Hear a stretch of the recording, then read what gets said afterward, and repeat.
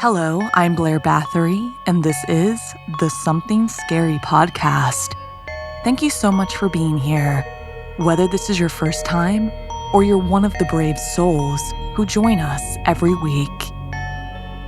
The time is upon us. It's the most spooktacular day of the year. Finally, we get to carve the pumpkins, dress up for parties, and of course, share our favorite scary stories. But just because it's time for tricks doesn't mean we should forget the rules of polite society, or something wicked might just come your way.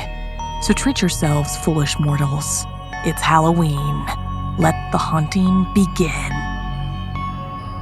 First, asking for trouble, followed by trick, no treat. Then, don't get greedy.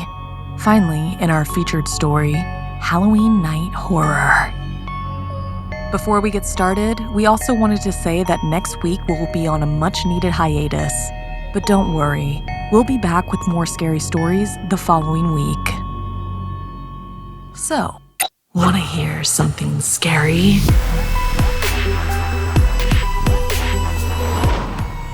All Hallows Eve horror. Sometimes, certain sayings become cliched for a reason. The old adage, too good to be true, is one which can often be applied. So maybe if you find the perfect mask, it might not be as advertised like in this story inspired by Christopher Barron.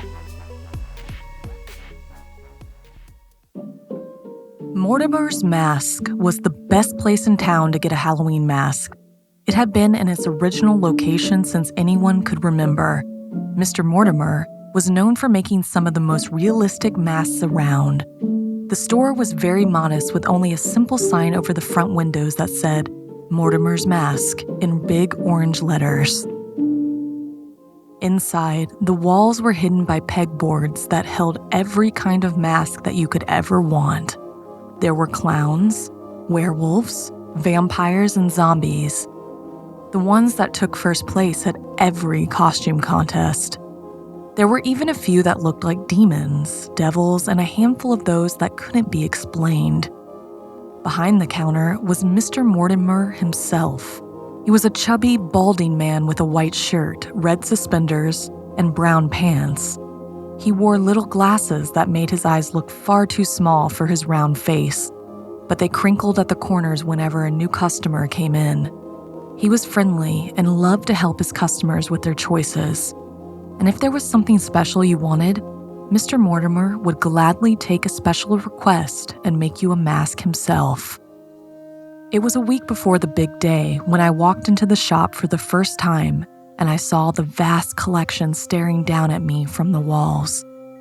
I took my time to examine all of them, letting my eyes wander over the details of the masks and wondered why a man of his talents was here in a small town and not in a studio in Hollywood. "Can I help you, my dear?" a voice asked me and I jumped. I turned to see Mr. Mortimer standing behind me, wearing a smile as he stared at me. I told him I had a party that weekend and wanted to be the scariest thing there. Mr. Mortimer's smile seemed to grow when he asked me if it was a custom job. I guess so. I wanted something so freaky that no one else would have it. I was thinking about something along the lines of Leatherface from the Texas Chainsaw Massacre, but I didn't want it to look like the oversized big box store mask that you see. I wanted this to look as if I was actually wearing someone's skin. The grin on Mr. Mortimer's face seemed stretched as he laughed and said, "That I can certainly do. How soon do you need it?" "Oh, as soon as possible," I said as I pulled out my wallet, asking how much it would cost. "We'll talk about it when it's done," Mr. Mortimer said. "But I should have it for you the day after tomorrow." That was sooner than I expected, and I thanked him as I left the shop and went about the rest of my day. All the while, I kept thinking about what he was going to make for me and why it was so fast. He must have had his own materials and molds on hand. The shop was empty, when I went to collect the order, Mr. Mortimer greeted me with his usual wide smile when I came in. I asked him if my mask was ready and his face seemed to wrinkle too much. "Oh yes, I have it right here for you," he said as he pulled out a cardboard box with a strange red stain on one corner. When he opened it, there lay the most realistic mask I had ever seen. It was indeed the face of a person, but the details such as the scars, hair, and eyelashes were too real to be just latex. It was then that I started to notice the small flyers that were taped to the back of the counter. I leaned over to get a better look, and there, staring back at me, were the faces of dozens of missing people. All of them were stuck together like a bizarre and sick collage. I leaned back and started to back away from the counter as I watched Mr. Mortimer's smile grow unnaturally. "Do you like it?" he asked, the seams of his face seeming to split open as he reached down and threw a switch under the counter. There was a click, and then the door behind me locked. I stood there, trembling as the mask maker came towards me as he began to take off his own mask. I screamed as the mask maker came so close that I could see every scar and the bald patches of his pale and pasty skull. He tried to smile, but without any lips that was quite impossible. He held the new mask, which was his latest and greatest work, up to me and said, "Do you really not like it?" My screams were muffled as he pulled the mask over my face and forced it over my skull. I could feel and smell it as I tried not to vomit.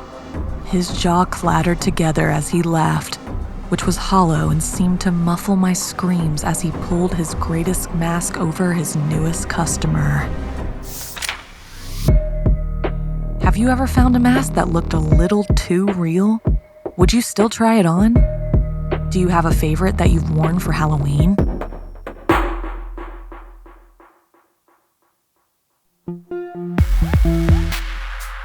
Halloween is the time for tricks as well as treats, and sometimes we can't be too sure if something is really all as it seems, like in this story written by Janine Pipe. I was bummed out not to be able to go to any of the parties this year, but at least my BFFs were with me to watch spooky movies and help hand out candy to the trick-or-treaters while my parents were away. We took turns opening the door and oohing and awing at the cute costumes.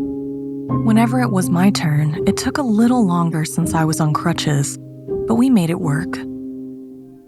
Around 9:30, the doorbell had stopped ringing, so we popped in a final movie and devoured the leftover candy. Just after 11, both of my friends headed home, just a couple of blocks over, and I hobbled up the stairs to bed. It might have been Halloween, but it was still a school night. I was just getting into bed when there was a knock on the door. I checked my cell. It's 11:29. It seems way too late for trick-or-treaters, but I also don't want my parents to come home and find the front yard full of TP, so I slowly make my way back towards downstairs. I open the front door, but keep the chain on. I'm 99% sure mass murderers don't knock, but you gotta play it safe. It's a girl. She looks around my age, but I don't recall seeing her in the halls at school. She's dressed a little like Wednesday Addams, with long black hair, but for some reason, she's not wearing any shoes and she's a little dirty, like she has actual dirt and leaves on her, and she's crying. "Help me." I'm of two minds. It's late and I'm home alone. I don't want to let her in, but this super annoying voice whispers in my ear that if I was in trouble somewhere, I'd wish another teen girl would have helped me out. So I let her in. "Oh, thank you so much," she sobbed, walking straight into the den and onto the couch. I stumbled in after her. I left my crutches upstairs and landed awkwardly on one of the overstuffed chairs. "I'm not from around here," the girl said. "I'm staying with family and I went to a party with my cousin this evening. Well, I thought I was going to a party, but it turned out just to be one of the four of us hanging at the cemetery." She clarified they'd been joined by her cousin's boyfriend and his buddy. She hadn't been especially pleased by the obvious matchmaking, but had gone with the flow. The boys had brought some tea lights and suggested they play 100 Candles. blowing out each tea light as someone told a spooky tale. Then, as the final flames snuffed out and they were left in the darkness, a spirit would appear. And it did, the girl claimed, looking deadly serious. I only saw her for a second, but she looked like she was from olden times. I was so scared, I just ran and ended up here. Please, can you lend me your cell so I can call my cousin? I still wasn't sure about all of this, but she didn't look like a burglar or serial killer, so I slowly hobbled back up the stairs to grab my cell, and my crutch this time. Here you go. I started when I saw I was speaking to an empty room. I looked about and called out, but there was no trace of the girl. No trace of leaves or dirt on the couch either. I headed back over to the front door and bolted and chained it shut.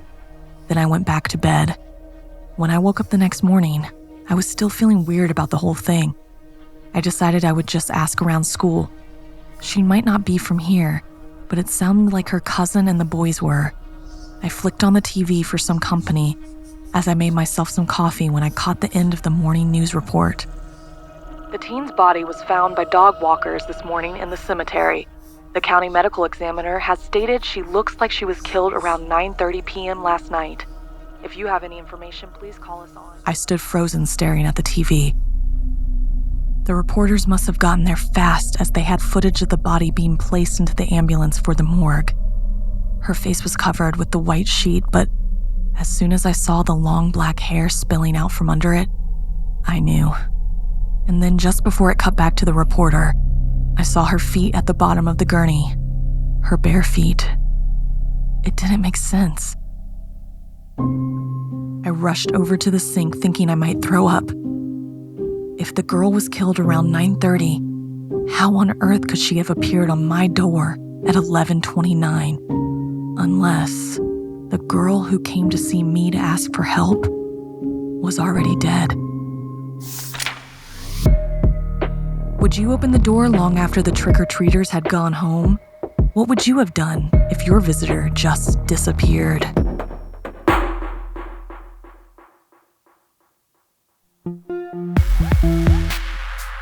Many of us can't resist the lure of candy, and sometimes the rumble of our tummies can overrule common sense when we're left feeling stuffed and sick.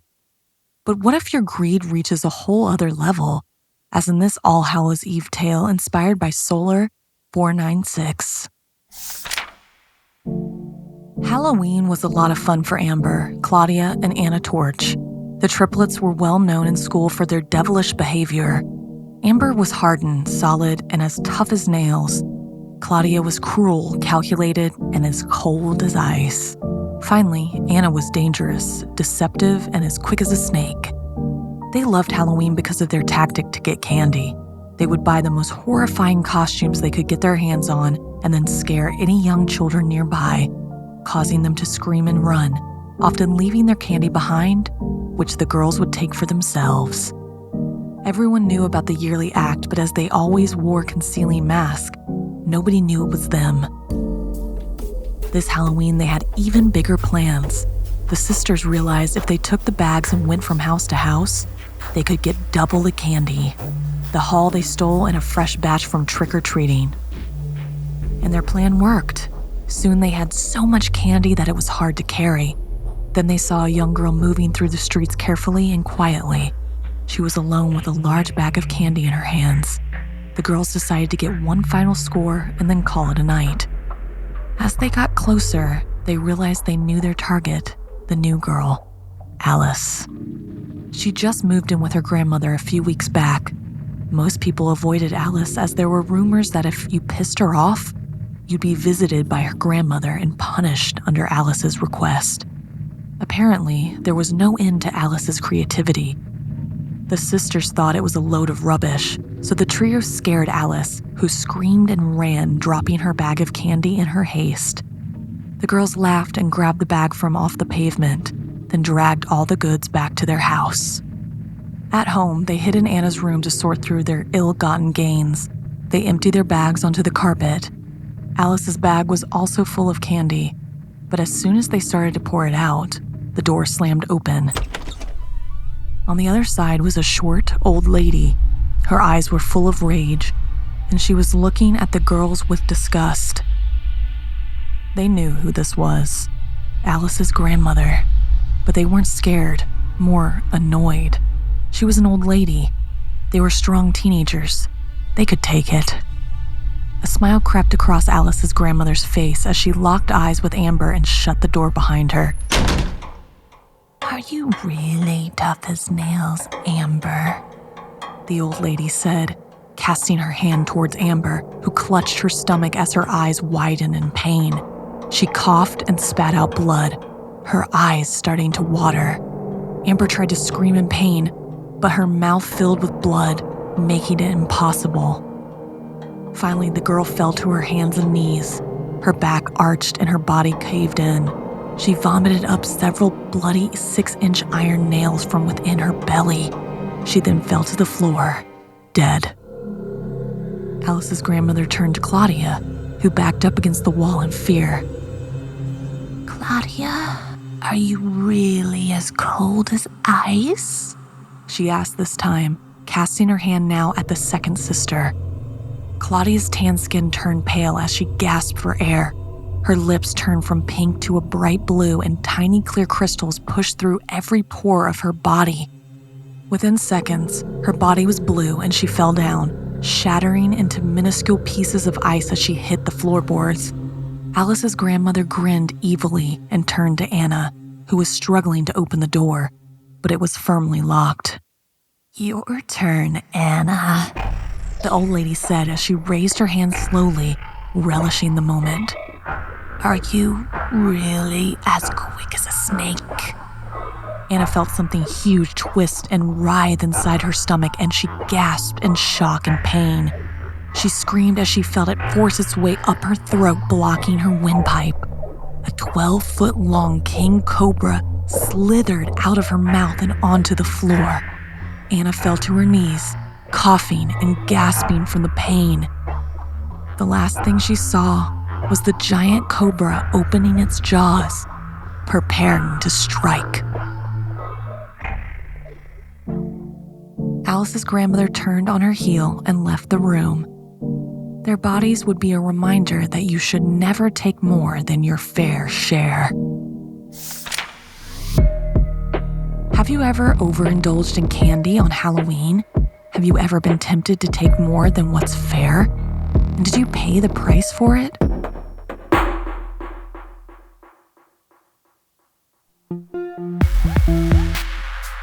In our final story, join my co-host Stephanie as she retells the famous spiderwig urban legend, now animated over on youtube.com/snarled.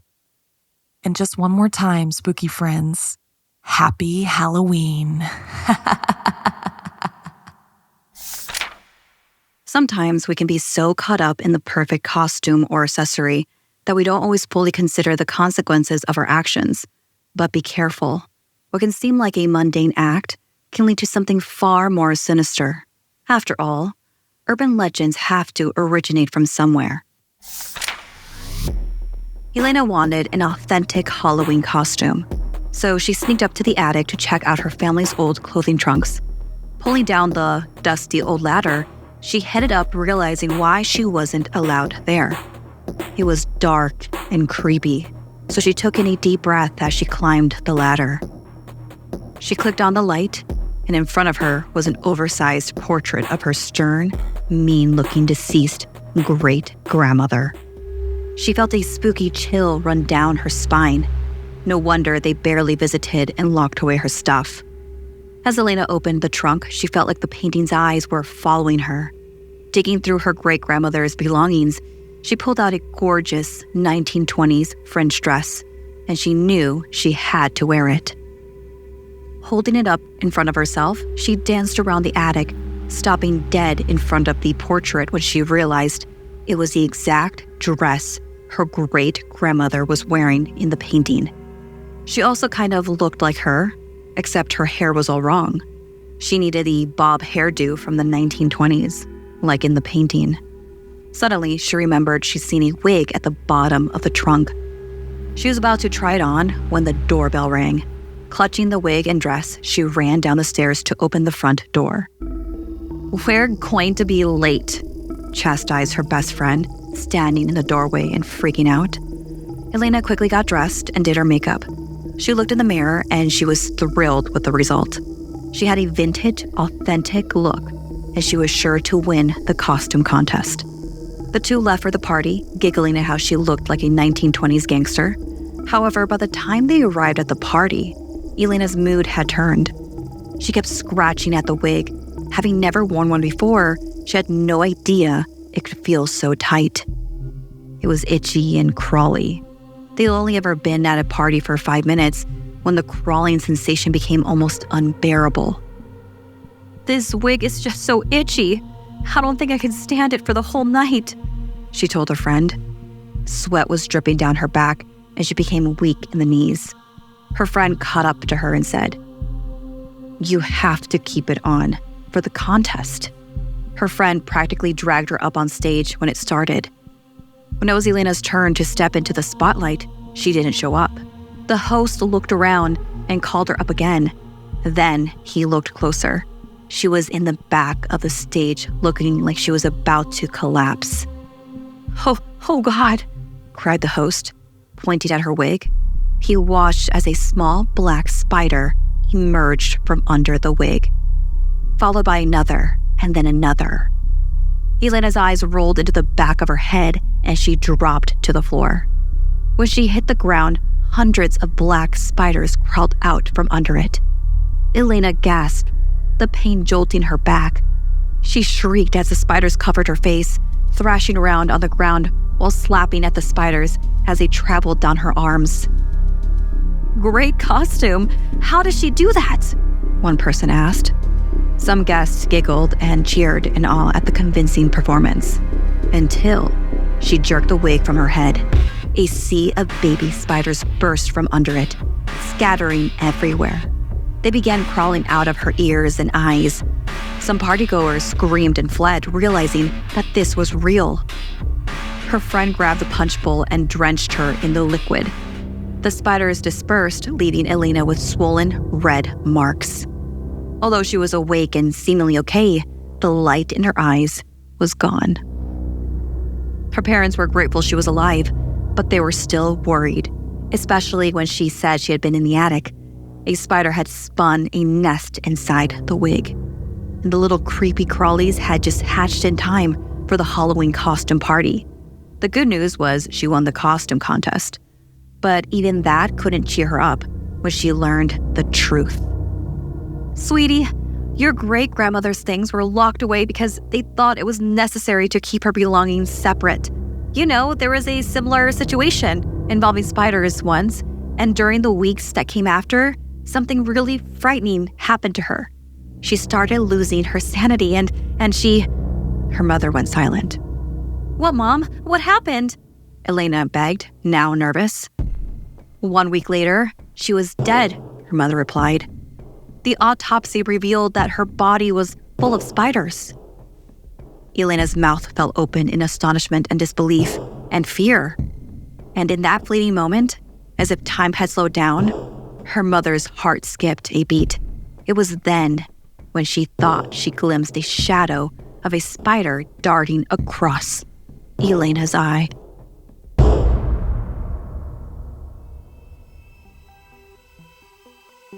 This week's podcast stories were edited by Sarah Lukasiewicz, Janine Pipe, and Stephanie Strange. Narration by Blair Bathory and Stephanie Strange. Audio edited and mixed by Fitz Harris. Additional audio editing by Calvin Linderman. Art and graphics by Irma Richardson. Produced by Anna Villalobos. Executive produced by Gail Gilman. Music by Sapphire Sindalo and Calvin Linderman.